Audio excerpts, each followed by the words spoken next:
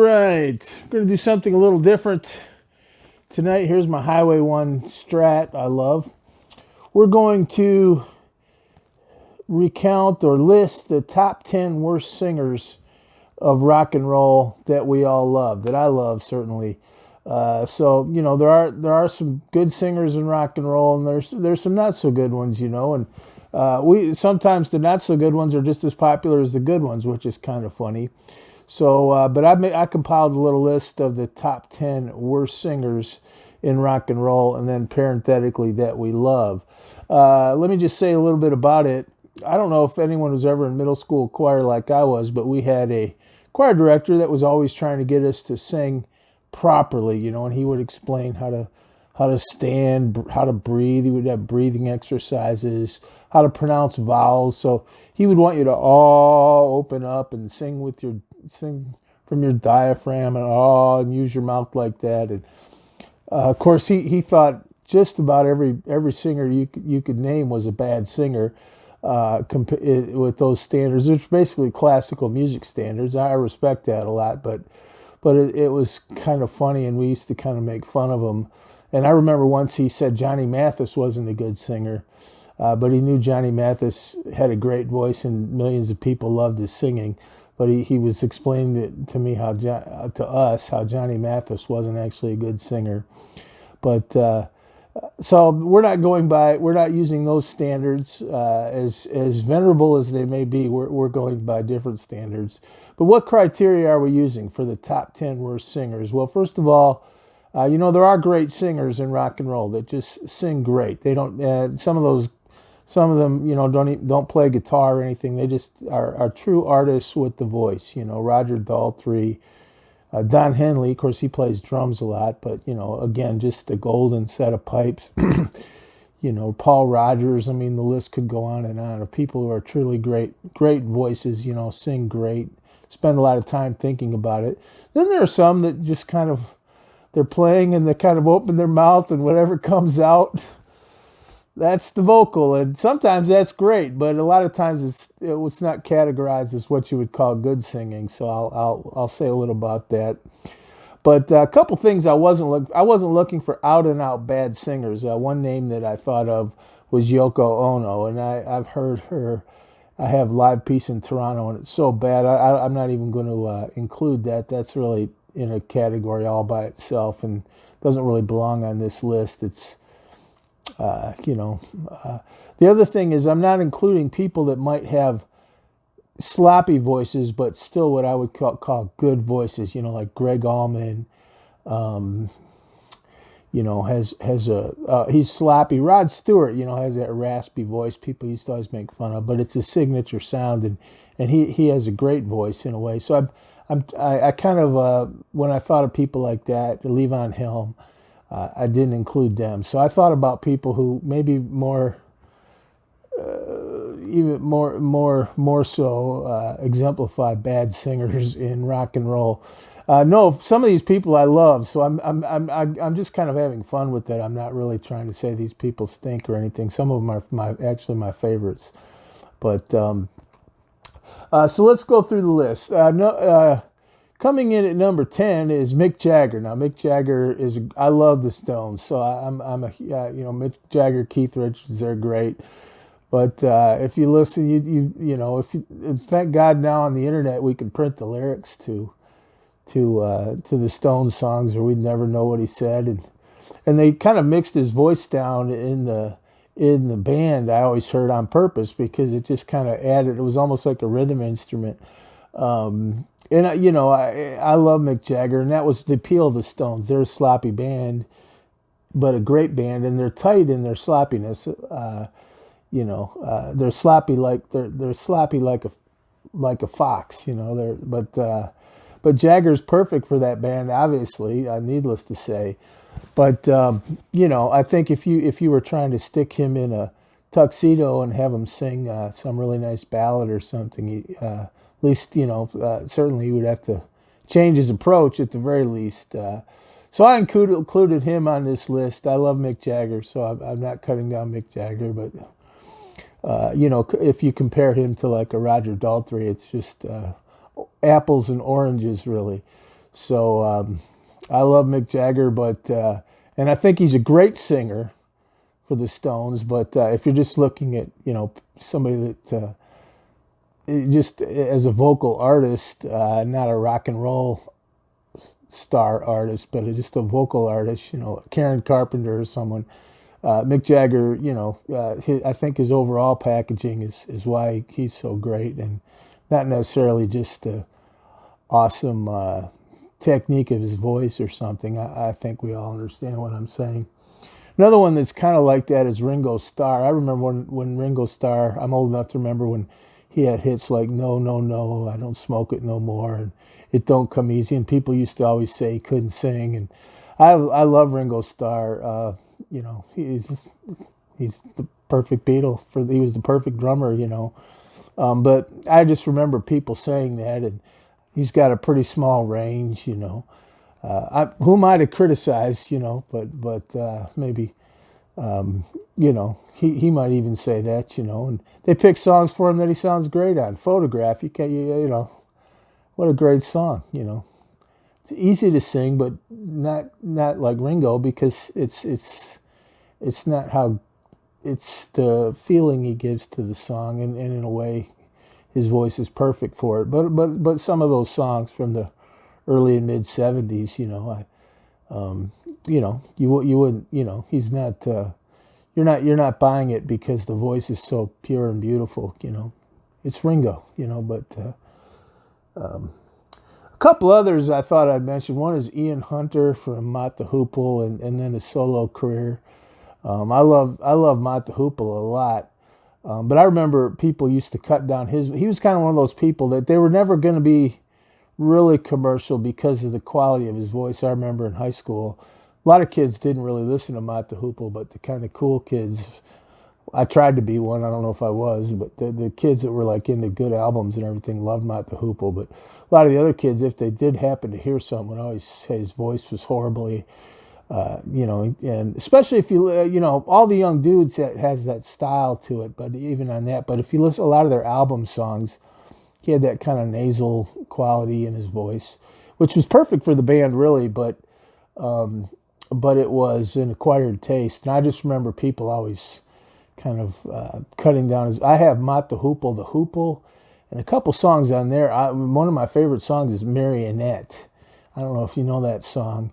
Alice is another good one, but particularly Marionette, his voice is, it's not what you would call a commercial voice. I think it was great for FM rock radio, but I think that the voice was not what a lot of people would associate with being a good singer, like a Bad Company or Adultery or someone.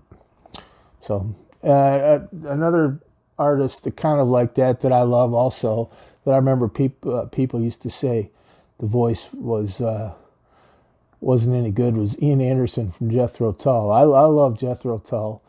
And one of the best things about Jethro Tull is Ian Anderson singing and playing solo acoustic guitar. I mean, that I think that's underappreciated, like Skating Away on the Thin Ice of a New Day, and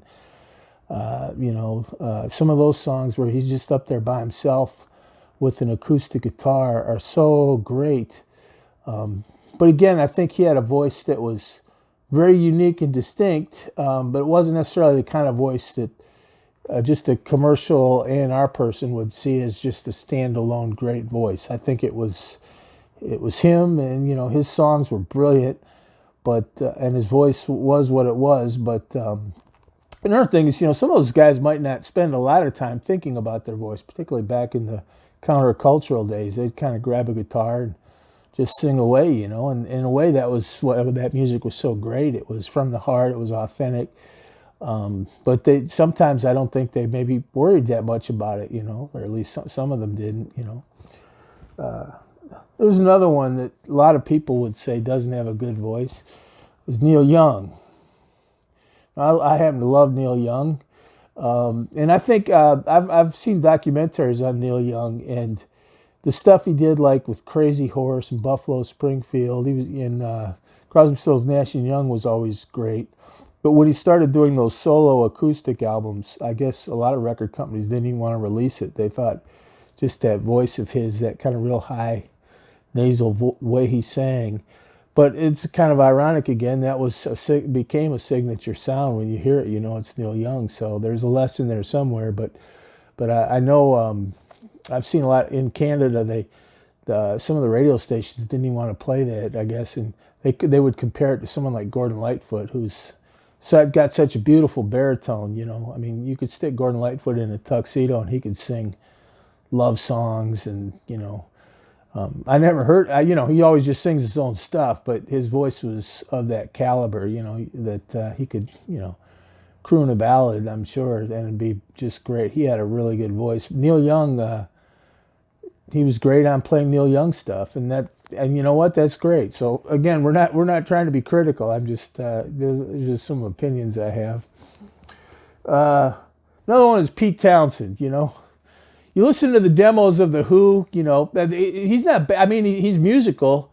They're not bad, but you listen to because he would do a lot like "Won't Get Fooled Again" and Bob O'Reilly and a lot of those great songs off Who's Next, and he would do them all himself, and then so that would help the band to learn the songs. But when you listen to his versions and then you hear Roger Daltrey sing them, you realize these songs wouldn't have become what they were with Townshend's voice as much as now he was the brilliant mind behind, right? He wrote all those songs, and are there any better? But it was the golden pipes of Roger Daltrey that made those what they were. That's something I didn't realize when I was younger, how important a good singer is, and that's interesting. I think if you really look at the Who, because Pete Townshend, he had a solo career, like tough guys, and but I think his voice, it was kind of like what we were saying about Ian Anderson. It was what it was. It was his voice. It was how he sang. He was a guitarist and a songwriter, and he could sing, and sing in key and everything. But thank God he had Roger Daltrey in the band to really add that other element, because you get a really top tier voice in there, and it makes such a difference. And if you don't think that, just listen to some of the Townshend demos where he sang them. Always kind of reminds me of some of these guys maybe don't spend that much time thinking about it. I remember the Tigers used to have a guy pitching. When I was a kid in Detroit, the Tigers had a guy that pitched named Mickey Lolich, and he was a great pitcher. We won 3 games in the World Series when I was a kid, against Bob Gibson. But the guy he had like a 97 batting average. I mean, .097. I mean, he was and they didn't have the DH back then when I was really little, so it's kind of funny. Well, he never worked on it. He worked on his pitching all the time, and he didn't pay attention. He was ninth batter, and they had to leave him in there. And if the situation in the game called for him to, he had to hit, and you couldn't pull him out or something, and they didn't use relief pitchers as much back then. But he just never worked. You just grab a bat and go swing it 3 pitches, and strike out, fall out once in a while. That would be kind of... He did it at home run in the '68 World Series. That was awesome. It was like the only hit he got. But I feel like that's some of these guys that are such great guitarists and songwriters. They just kind of sing how they sing, and they don't really think about it. Whereas some of these other guys really they turn it into an art form. But you listen to Pete Townshend, the demos, and they're good. The music's great. You think, wow, that's a great song, but it's Roger Daltrey's voice set those songs off, and it's a great example of how important good vocals are, because the Who went on to become... Roger Daltrey didn't write, I don't think, any of those songs. Pete Townshend wrote those songs, and he can sing them all. He could, and he sings, parts of them like Don't Cry, Don't Raise Your Eye. He in concert, you'll hear his voice in some passages and so on. But when you hear Daltrey sing them, you realize how important a real top-tier voice is to set off top-tier songs. They don't grow on trees, and Daltrey's got it. Okay, this one you knew was coming, Bob Dylan. Now, I love Dylan. Now, whenever anyone tells me Dylan can't sing, I always look at Lay Lady Lay, just all of Blood on the Tracks, really. You're going to make me lonesome when you go. Such a beautiful voice, some of those ballads he did. But his, I remember Joan when they did "We Are the World" in the 1980s with Michael Jackson, and there were about 50 different stars up there. They had Dylan, and he sang a line, and Joan Rivers used to guest host on the Johnny Carson show back in those days, and one of her jokes was Ethiopia, because the record was to raise money for children in Ethiopia or Somalia or a country where there was a famine. But she said Ethiopia raised $3 million to get Bob Dylan off the record. And I had a friend that was a huge Dylan fan, and he went to see Bob Dylan, and he'd never seen Dylan. This was years ago, but he was a huge Dylan fan, and he said about an hour into the show, and he had the big epiphany that Dylan couldn't sing. Because I think he was another guy that just kind of opened his mouth and sang and didn't worry too much. And sometimes you'd catch him with these beautiful vocals, like "Lay Lady Lay." But if you listen, like "Stuck Inside a Mobile" with the Memphis Blues again, he's just got lyrics. He's just lining them out, and they're great. I love Dylan. So, but he's definitely, he's not Andy Williams or Perry Como. He's better than that in a way, obviously. But just looking at he's one that people always cite as an example of someone who can't sing. Ironically, that's probably, because he's so expressive with his voice. That's when it works. That's one of the reasons he has such a distinct sound. So not cutting Dylan down. I love Bob Dylan. He is a poet. But if you looked at him just as a singer, not as a songwriter, not as an artist, just a singer, told him to go in the studio and sing "And I Love You So" or "Rainy Days and Mondays" or something, he would not be considered a good voice. No matter. So Bob Dylan Christmas album. Must be Santa, Here's another one. I thought about, I was trying to come up with 10, so some of these are kind of hard because these are all people I love, Joe Cocker. Okay, I love Joe Cocker. He's one of the great blues singers, R&B singers, or hard rock singers. But you got to admit, what would I do? There's a reason John Belushi kind of spoofed him on Saturday Night Live all those years ago. What little help from my friends. His version is awesome, but that scream, it's almost a parody, And "You Are So Beautiful" is the best, worst vocal ever. I mean, that last note on the end of "You Are So Beautiful." I've read people that, were just appalled that went on the record, but it's another case where people loved it. That went on to be kind of one of his most famous songs. And it's beautiful because it's from the heart. And, I think there's a lesson there somewhere, but, it wasn't some smooth, silky, romantic take. It was romantic in its way, but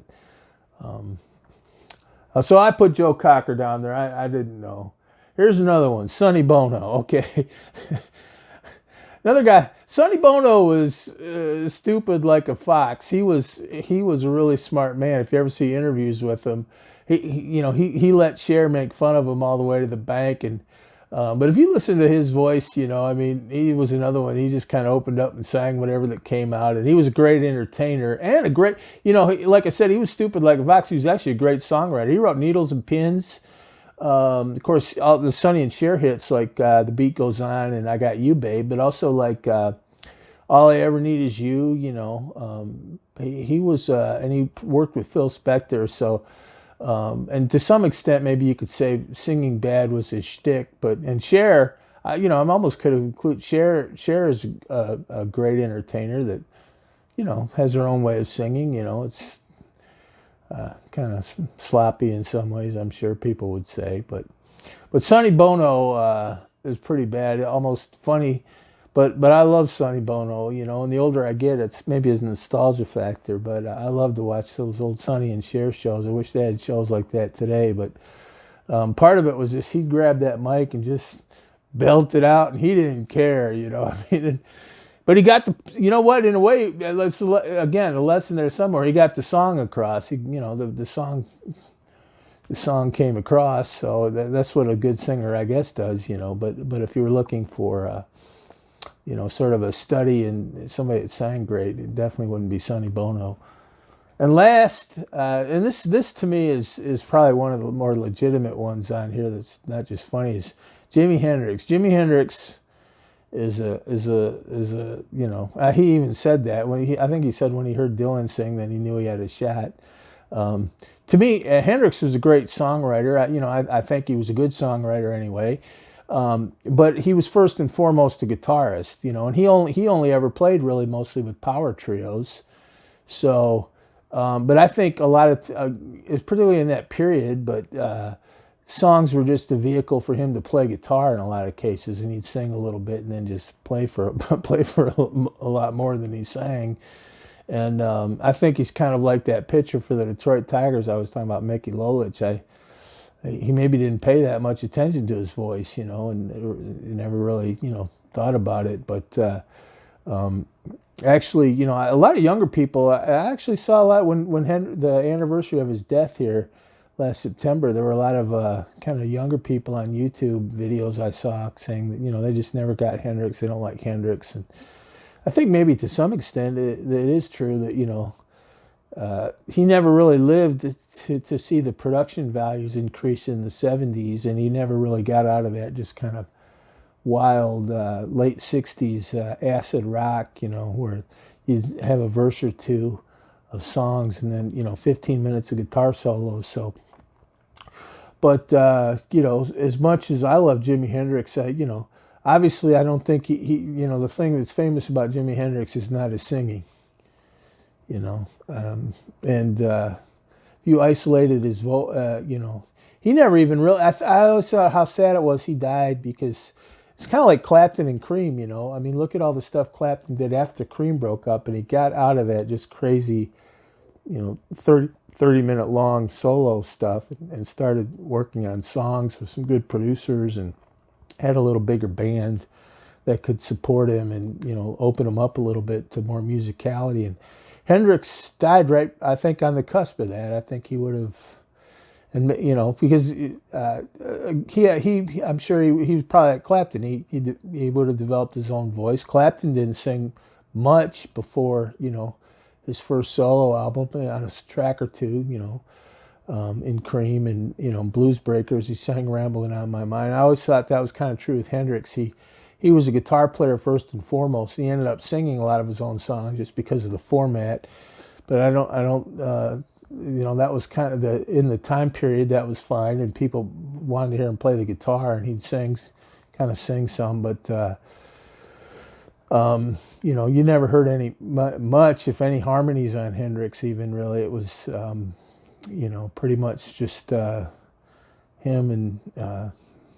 So as much as I love Hendrix, some of these other guys were kind of funny. I love Ringo Starr, and Mick Jagger's obviously one of the greatest singers in the world, and I just can't emphasize enough. I'm not cutting down any of these people. They're all some of my favorites. But Hendrix, I think, legitimately is an example. Maybe Pete Townshend too, of someone that really, never had. He never thought that much about how important singing is. I think I was like that when I was a kid. Of course, in my little world, but singing is really important, and getting a good singer, it makes a difference. You take a great song, and if it's not sung that great, that the average person doesn't like it. Think about some of those Who songs. Won't Get Fooled Again. If you had kind of a thin second tenor voice, singing them, might have been the same everything, except for that voice, versus, Roger Daltrey just like roaring like a lion on those songs, made the difference between a song that's probably would be kind of buried in the archives of rock and roll albums, and songs that are on the radio all the time. And so voices are important, and so a lot of these people like Jagger, you could say they can't sing, but they actually were perfect for what they did, like in the same way Daltrey is. But I think Hendrix is a case for maybe he didn't pay any attention to his voice, and just kind of got up there and sang, and saw these songs as a vehicle to play his guitar, which was really what Hendrix was about. And tragically, he never really got to develop. I mean, I now that I'm older, I look and I thought, geez, he was just a kid, man. It's like Dwayne Allman. I watch these. I didn't think when I was a kid, I didn't notice it, but now I watch it and I see how young they are. Man, that's so sad. These guys were in their 20s and they died. And you look at a career like Eric Clapton and how much he's done since then. Hendrix never got to do any of that. But one of the takeaways is that he never really focused on his voice in the song, which is I always think that's kind of like Cream. Cream. Everybody talks about the musicianship of Cream. They sang, but and they said Cream actually had some harmonies and everything anyway. But I don't think Hendrix ever really did. So anyway, those are my top 10 worst singers. With kind of a little epitaph for Jimi Hendrix. He never really got to develop. Never really even broke out of that kind of power trio format, which is a blast. It's a good party and it's good rock and roll. But I think when the production values and the things rose just right after he died, even within a year or two, the album sounded a lot better. And look at the Who, like the difference between the Who in '72 and '66 or something, and but it's a lesson there. The vocals are really important. Yeah, I think the Who is one of the, and who knows, maybe those Jethro Tull and Mott the Hoople songs are kind of like that. You can't imagine them being sung by anybody else, but those bands never really were the household names. Really, they're pretty famous in the '70s, but they always were kind of FM cult bands. They had radio hits, but you look at the Who, and part of the reason the Who has lasted so long is I think that voice of Roger Daltrey. He wasn't a songwriter. He's actually a good musician though. He played guitar and he plays harmonica. So a lot of these guys are good musicians just because they're up there. Don't think they, Roger Daltrey's a musician. But it just shows you how important voice is. That's something that I realized too late in life, but voice is really important. You can take a great song, and in some ways it's great to hear the artist sing it, like it's cool to hear Pete Townshend sing, Bob O'Reilly and things, because he wrote the song and, he puts, it's like a singer-songwriter almost, but the real power of that came when you had a really top-notch singer like Roger Daltrey sing it.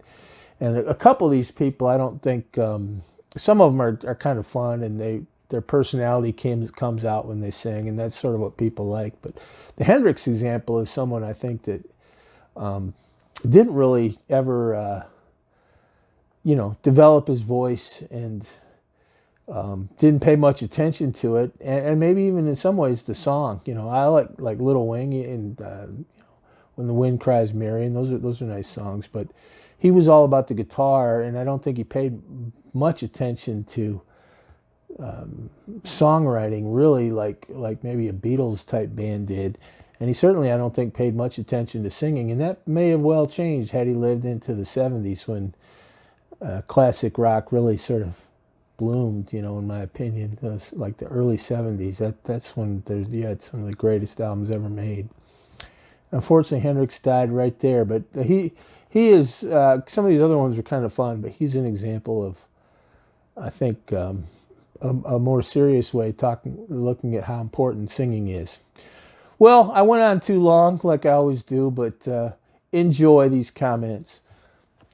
Tell me what you think in the comment section.